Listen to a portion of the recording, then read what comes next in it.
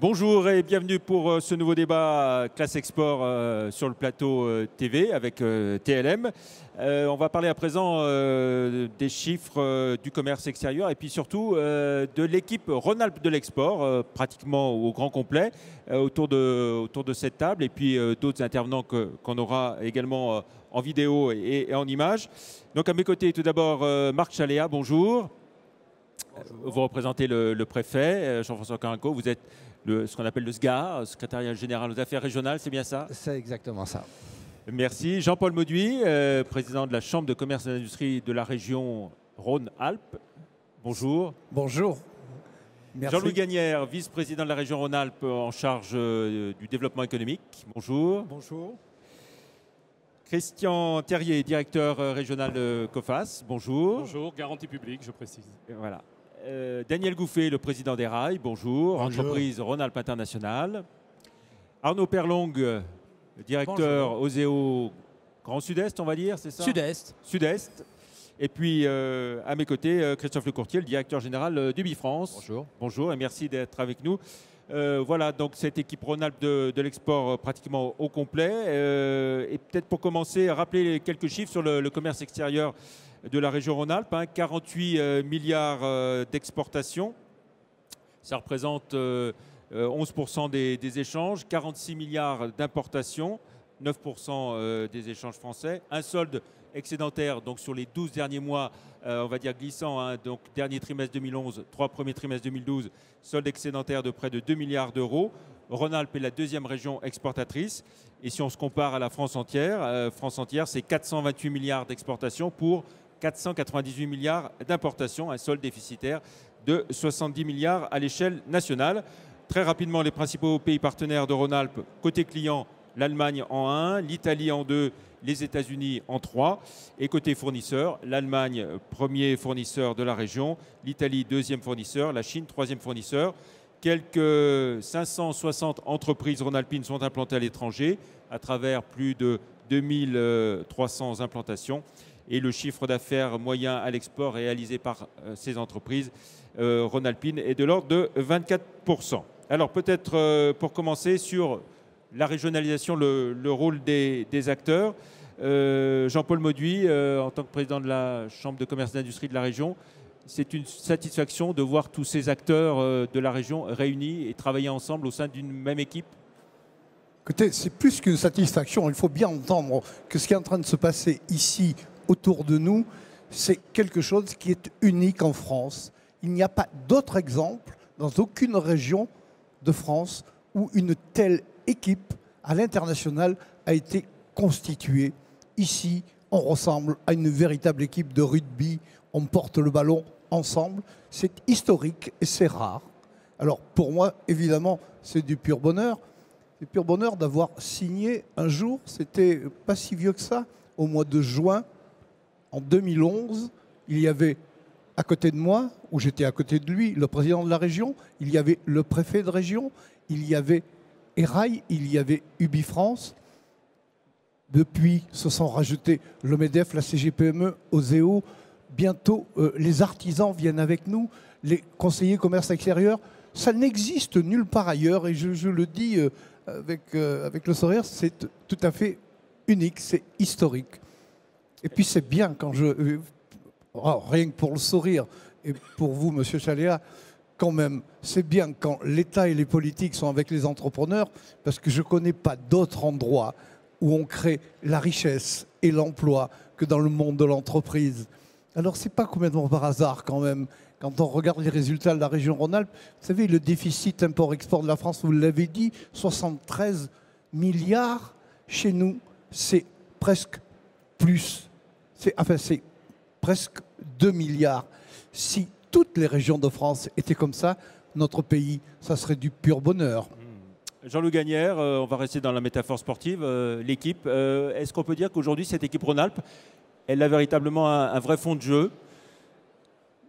Oui, d'ailleurs ça se vérifie sur le salon. Il suffit de voir la fréquentation du stand de l'équipe Rhône-Alpes de l'export, il y a une véritable affluence. Ça veut dire que ça correspondait à un vrai besoin et je crois que tous ceux qui viennent au salon sont rassurés de voir qu'on joue collectif. Ça, c'est effectivement quelque chose de nouveau. On ne l'a pas fait peut-être spontanément, hein. Je souhaite le dire. Je crois qu'on il y a eu quelques années plus difficiles en arrière. Il y a eu des années difficiles et je crois qu'il y a eu une prise de conscience extrêmement rapide et violente lorsqu'on est rentré dans le rouge. On a longtemps été dans une région qui exportait beaucoup plus, qui avait une balance commerciale à 7 milliards d'euros. Et puis la crise est arrivée. On a perdu beaucoup de parts de marché sur le marché intérieur de Rhône-Alpes, donc des entreprises étrangères qui sont venues vendre leurs produits et nos propres entreprises ont eu des difficultés à les vendre à l'extérieur. Donc on ne pouvait pas rester les bras ballants, fatalistes, comme s'il n'y avait rien à faire. Et donc l'ensemble des acteurs de la région, l'État, les chambres consulaires, ERAI, Ubifrance qui a été raccroché à cette occasion, Oseo, COFAS, les conseillers du commerce extérieur. Je ne cite pas tout le monde, mais en tout cas, il y a eu une vraie prise de conscience. Et l'idée qu'il fallait jouer groupé parce qu'on ne pouvait plus se permettre de fantaisie dans la période dans laquelle nous étions. Et donc, le fait que les responsables de chacune de ces structures veuillent jouer collectif, évidemment, ça a complètement changé la donne. Et aujourd'hui, je crois qu'on commence à capitaliser sur cette démarche. On n'est pas encore au bout du processus, il va falloir aller beaucoup plus loin. Et puis, il faudra évidemment régionaliser beaucoup plus parce que Rhône-Alpes, je vais le dire ça avec beaucoup de précaution, Rhône-Alpes, ça n'est pas n'importe quelle région. On a un rôle particulier, évidemment, vis-à-vis des entreprises et de la population de Rhône-Alpes, mais aussi on a un rôle particulier et décisif vis-à-vis du reste de la France. Et donc, on doit être un peu des poissons pilotes qui vont montrer la voie aux autres. Marc Chaléa, en tant que représentant de l'État ici, c'est une satisfaction de voir tous ces acteurs qui travaillent ensemble? Évidemment, Jean-Louis Gagnère le soulignait, aller sur le stand de l'équipe Rhône-Alpes et l'international, c'est impressionnant, c'est bluffant. Une véritable ruche. Ça montre que la solution est la bonne. À l'évidence, c'est la bonne solution de travailler ensemble. Et pour prolonger ce que dit à l'instant également le président Gagnère, il y a un enjeu économique évidemment pour Rhône-Alpes, mais il y a un enjeu pour la France et pour l'Europe. Pour la France, Rhône-Alpes, c'est la deuxième région par son poids économique. C'est la première région industrielle, et la première par des tas d'aspects. Il n'y a qu'à voir le bilan sur les investissements d'avenir, etc. Donc, ça oblige Rhône-Alpes. Parce que Rhône-Alpes, quand Rhône-Alpes travaille, il travaille pour la France et pour l'Europe. On connaît les atouts extraordinaires, à commencer par les atouts humains. Encore faut-il que ces atouts humains s'expriment ensemble. Et aujourd'hui, on a trouvé la solution. On est à Lyon. En milieu culinaire, on dit parfois que les ingrédients ne font pas la sauce. Nous avions les ingrédients, sauf qu'il manquait quelque chose. Nous avons trouvé ces quelque chose. Le président Mondu un jour a dit, et je crois que c'est une expression tout à fait révélatrice, on s'est engueulé pendant 25 ans et maintenant on travaille ensemble. Et pour plus de 25 ans, on l'espère. Alors, premier point important, le financement, quand on veut se développer à l'international, exporter, les questions de financement. Et on va donner la parole à 12 intervenants qui ne peuvent pas être sur ce plateau parce que le plateau est un peu petit. Pascal Nadomny pour les conseillers du commerce extérieur de la France et puis Bernard Gault pour le MEDEF Rhône-Alpes.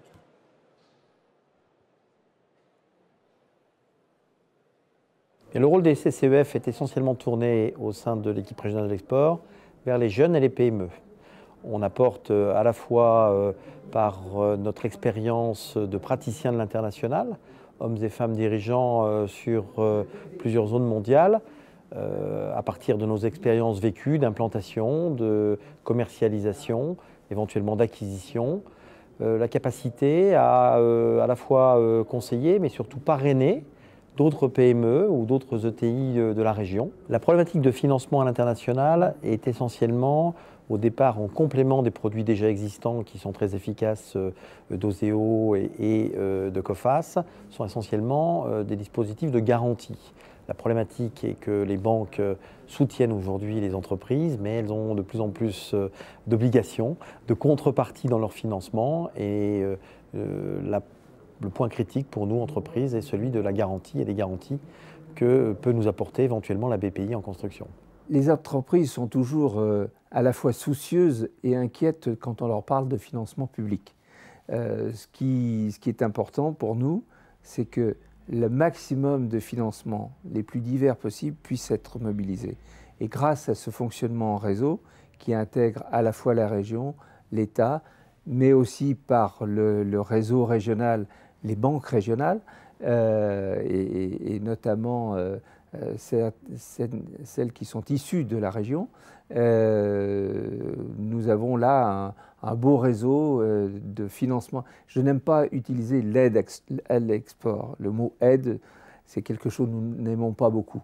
Mais par contre, de collectif pour cette équipe régionale de Rhône-Alpine de l'export. Voilà, et puis il y a aussi les financements apportés par COFAS. Christian Terrier, vous en êtes le directeur régional. Est-ce que les entreprises, les PME, sont bien au courant de toutes les aides, tous les accompagnements possibles sur le plan financier? Alors c'est vrai que sur l'information que nous mettons en œuvre pour essayer d'avoir des PME au fait des dispositifs qui existent, il y a de gros efforts qui sont faits par COFAS, notamment pour les garanties publiques, mais pas seulement, en liaison avec nos partenaires, avec la région, avec OSEO, etc.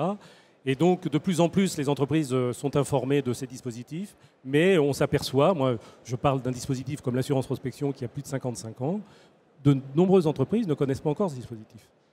Donc il y a un gros effort à faire. Donc, nous le faisons au travers d'une réorganisation d'ailleurs qui a été faite au sein de COFAS, avec un accent qui a été mis sur l'accompagnement des PME, avec en plus une chance en Rhône-Alpes d'avoir sur l'assurance prospection un centre de gestion à Lyon, qui permet d'accompagner encore avec plus de proximité les entreprises. Et puis sur l'ensemble des dispositifs d'accompagnement, on parlait notamment des problématiques des banques. Il est clair que les banques nous sollicitent de plus en plus parce qu'elles ont leurs propres contraintes, notamment BAL 3. Donc là, nous avons également un effort assez important à faire. Mais c'est perfectible, mais on avance bien. Voilà. Arnaud Perlong, on parle beaucoup de la Banque publique d'investissement, mais une bonne part de la Banque publique d'investissement, c'est OSEO qui existe depuis de nombreuses années, avec un accompagnement sur toutes les phases de la vie de l'entreprise, et notamment pour l'international. Bien sûr, dans la BPI, il y aura bien sûr de la continuité, et je m'en réjouis. Moi, je voulais tout simplement dire que je me réjouissais aussi d'avoir intégré cette équipe de France de l'export. Pourquoi? Parce que nous apportons des solutions financières, mais ce n'est qu'un aspect du problème. L'OSEO, sa mission, c'est de faire grandir les entreprises, et on sait que pour les faire grandir, il y a deux outils essentiels que sont l'innovation et l'international qui sont extrêmement liés. Bon, donc nous essayons d'apporter effectivement des solutions de financement du début de la problématique en cash, avec des financements de cash, avec des capitaux plus patients que ce que pourrait offrir le système bancaire sans garantie, et nous essayons de faire venir le plus rapidement possible le financement bancaire en apportant de la garantie effectivement à ces entreprises. Donc vous l'avez dit, nous avons 5 implantations en Rhône-Alpes, mais ça ne suffit pas, c'est-à-dire que seuls nous sommes quand même insuffisants, et qu'à travers l'équipe de France, c'est un moyen effectivement de démultiplier la connaissance de tous ces dispositifs qui sont nombreux, peut-être trop nombreux, mais quelque part, le chef d'entreprise qui, dans sa vie de tous les jours, je crois que tout à l'heure, dans votre précédente table ronde, tout part de l'entreprise. Et je souscris totalement à cela. On lui doit une organisation efficace, et d'abord, donc, dans une équipe, chaque membre a un rôle. Celui d'OSEO est de financer, il n'est pas d'accompagner, et nous devons coordonner l'ensemble de notre action. C'est le rôle de cette équipe de... Voilà, alors tout part de l'entreprise et de l'audace du chef d'entreprise, disait Rémi Weber tout à l'heure. L'important, c'est d'aller chercher des marchés, et pour aller chercher des marchés, je vous propose qu'on écoute deux autres intervenants, François Turcat pour la CGPME et Guy Romain pour les organismes privés de commerce international, l'OSCI. La charte en tant que telle est l'expression d'acteurs régionaux, d'un ensemble et d'une volonté effectivement d'accroître le commerce extérieur régional. Qu'est-ce que ça a changé? Premièrement, je pense que ça a changé le fait qu'il y ait une vraie reconnaissance des opérateurs privés dans le monde, public et parapublic, qui sont l'essentiel de l'équipe. La deuxième chose, je pense, c'est qu'on va enfin comprendre qu'il faut mettre bout à bout les bonnes volontés des uns et des autres pour augmenter la part et les prises de marché par les sociétés régionales. Donc ça, je pense que c'est une bonne chose. Les opérateurs étaient séparés et complémentaires, bien entendu, des opérateurs publics. Aujourd'hui, on sent bien qu'il y a une volonté d'équipe, ce qui est déjà une bonne chose. Comme je le dis souvent à tous mes chefs d'entreprise, petites et grandes, je dis, il faut aller se faire voir ailleurs. Il faut aller sur des cultures nouvelles, avec des esprits nouveaux. Il faut sortir de notre Europe étriquée pour aller au-devant d'un nouveau bonheur, celui d'abord de connaître les autres, mais aussi de faire des affaires et de revenir aussi avec les idées des autres, qui quelquefois sont de très bonnes idées qu'on peut appliquer aussi sur le continent européen. Donc pour moi, l'international est quelque chose d'extraordinaire. C'est un outil aujourd'hui indispensable pour pouvoir réussir et maintenir l'emploi. Et alors, quels sont les facteurs déterminants pour une entreprise qui se lance à l'export? C'est d'abord de faire confiance, par exemple, au pacte de la région que nous avons fait sur l'international, qui est une très belle chose. Mais il faut aussi faire confiance aux organismes patronaux, comme le MEDEF ou comme la CGPME, parce que c'est nécessaire que ces gens-là aient confiance dans leur propre pairs. Et c'est avec cette ambiance de meute à l'étranger que l'on peut s'aider, s'entraider et trouver des marchés en commun. Voilà, aller chercher les marchés là où ils sont. On a vu la publication de l'étude Euler-Hermès qui montre que malheureusement, peut-être en France, on va trop dans les pays proches, les pays de l'Union européenne, et on ne se tourne pas assez vers les pays du grand export, là où est la croissance la plus forte. Christophe Lecourtier, vous, directeur général donc, du Bifrance, hein, vous êtes d'accord avec cette analyse? Oui, je suis d'accord avec cette analyse. Ce qu'on peut retenir de ce qui a été dit tout à l'heure, c'est qu'ici, la sauce a pris. Maintenant, il faut pouvoir en assaisonner le plus grand nombre de mets de choix possibles. Autrement dit, quand on a une équipe qui marche, il faut qu'elle marque des buts, il faut qu'elle gagne des matchs. Alors la question, c'est où on joue. Et c'est là où l'État a un rôle encore. La ministre du Commerce extérieur, hier, a présenté une étude très éclairante pour indiquer non seulement quels sont les marchés les plus porteurs dans les 10 ans qui viennent, mais aussi quels sont les secteurs d'activité français qui sont capables de répondre à ces besoins-là. Parce qu'il ne s'agit pas simplement de dire le monde, ou les pays émergents, les pays émergents. Il faut savoir où aller et quoi leur vendre. Ce cadre-là a été posé de manière très, très éloquente, je l'indiquais tout à l'heure. Hein. Globalement, aujourd'hui, ce que veut le nouveau citoyen du 21e siècle, hein, c'est mieux manger, c'est mieux se soigner, c'est mieux vivre dans des villes qui deviennent de plus en plus importantes, et aussi c'est mieux communiquer. Autant de domaines où la France a une offre, y compris notamment dans cette région ici, au premier rang sans doute, à vendre là-bas. Donc il faut connecter aujourd'hui ce que cette équipe sait faire et ce que le monde attend de la France. Et là, de ce point de vue-là, je ne peux être que d'accord avec ce qu'a dit le président Gagnère. L'acteur politique qui connaît le tissu industriel, qui a la légitimité pour décider quelles sont les priorités, bien entendu en relation avec les milieux économiques que représente le réseau consulaire et puis tous les acteurs techniques que nous sommes, c'est la région.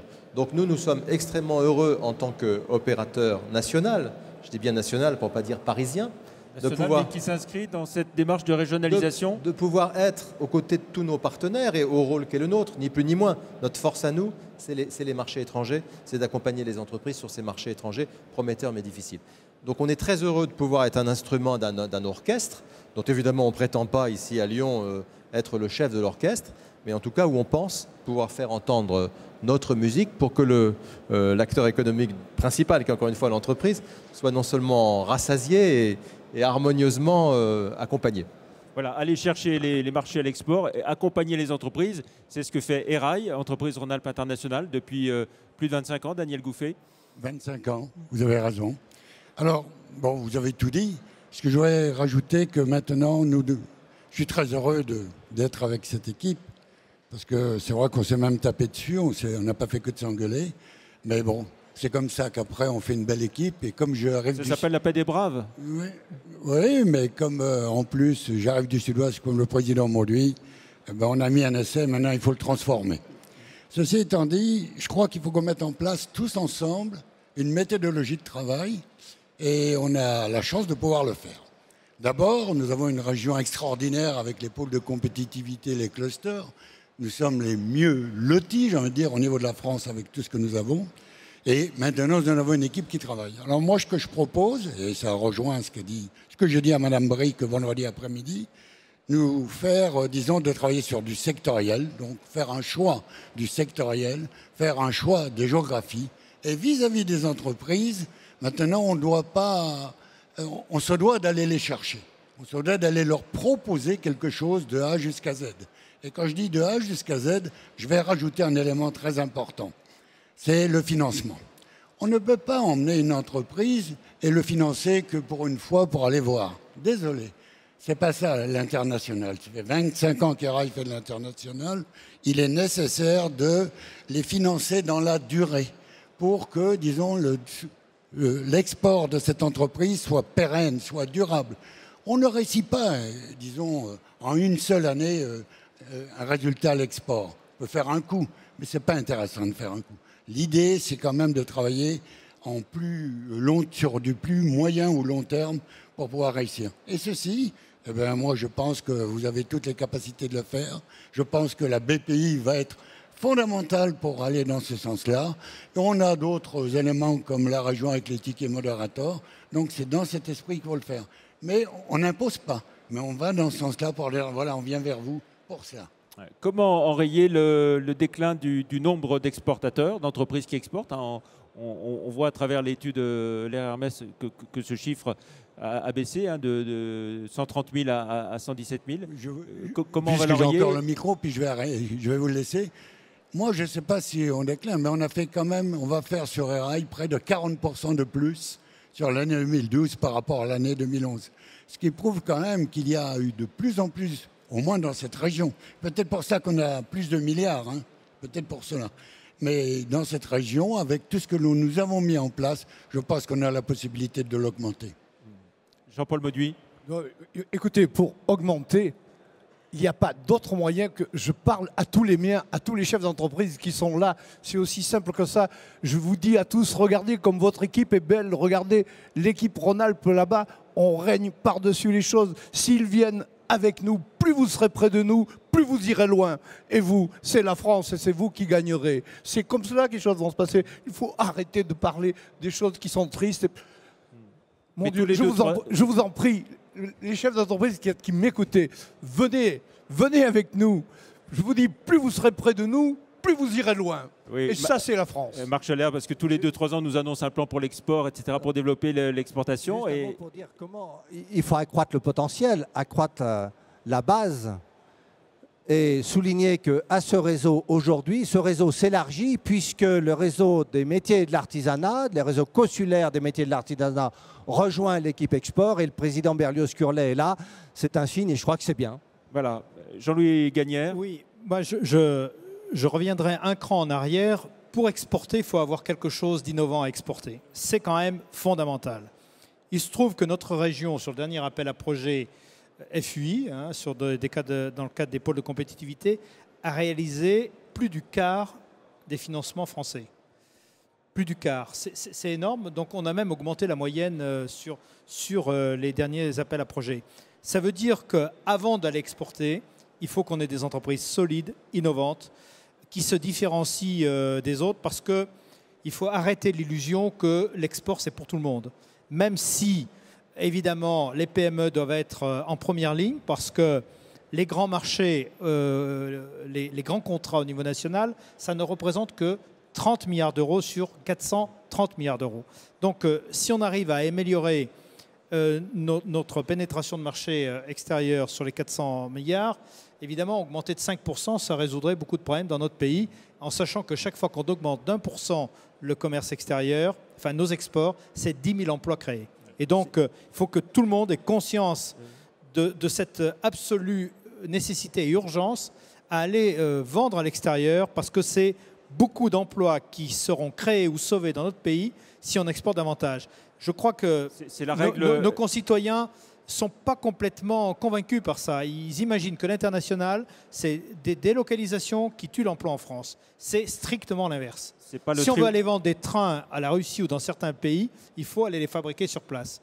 Et donc, on ramène ensuite de la valeur ajoutée chez nous et on crée aussi des emplois chez nous. Donc il faut expliquer ce b.a.-ba de l'économie à nos concitoyens et faire en sorte que les entreprises qu'on emmène à l'export, elles soient effectivement sur un parcours qui va être difficile, mais on va les accompagner sur toute la phase du parcours. C'est un investissement lourd et qui nécessite qu'on soit persévérant.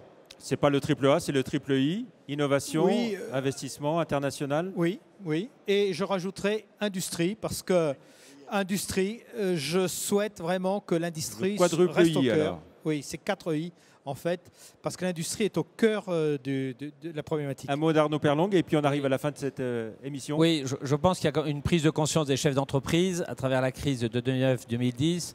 On voit que nous n'avons pas eu de baisse, nous, sur l'innovation. C'est-à-dire que l'innovation, au contraire, les chefs d'entreprise se sont aperçus qu'il y avait eu un vieillissement de leurs produits, qu'il fallait satisfaire de nouvelles demandes et l'innovation n'est pas en baisse. L'international, effectivement, un sujet.